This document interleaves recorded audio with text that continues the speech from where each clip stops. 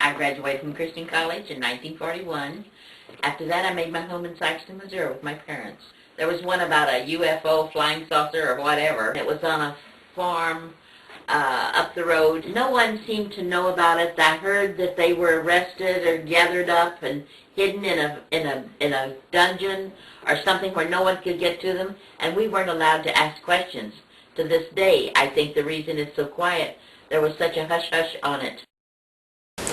Well, I'm Margaret Gramley, and this is my mother, Eileen, and my Aunt Lucille, and we're talking about my grandfather, Holt, and his visit to Washington with Cordell Hall. We want to talk about the relationship with grandfather's cousin, Cordell. How well do they know each other? What can you say about that? They were well acquainted, and they were good friends because they were both scholars. Cordell actually had authority and clearance to go into a secret area, the Capitol building? Yes, he could. So, Mom, I guess Grandpa held this secret for many years, and then at one point he thought he should tell the next generation what he had been... Or any generation. Yeah, what he had been holding secret for so long. Well, when Grandfather was talking to you about this, and I guess Cordell had actually taken him into a sub-basement of the Capitol building? Yes, he did. When Cordell and he were together, I don't know, I forget whether that was, they had lunch together and came back to the Capitol building or whether they met there, but it was prearranged, I think.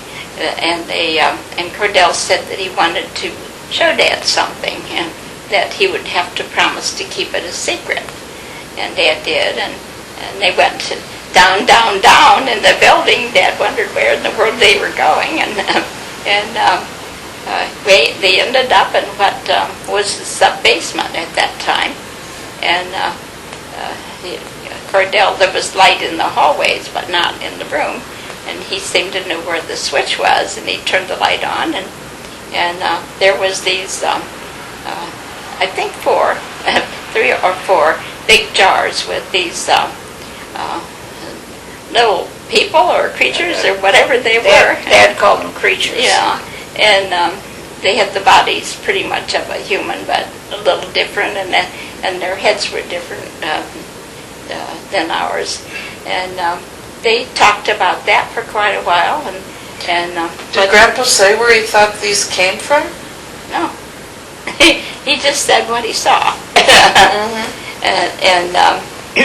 And then Cordell called his attention to the parts of some kind of a craft that were there that apparently had been wrecked and kind of came apart, and that it was some very shiny surface, and Dad said with no wings, but they felt that it was something that had been flying, and it wasn't like any metal that he had ever seen. And he said, for lack of a better word, he would call it silver. Yeah. He said it wasn't a color that he'd ever seen. No. He got to touch it? Yeah, Cordell said, just kind of lift this, and Dad just kind of went like that, didn't really lift it, but, and he said it was very lightweight.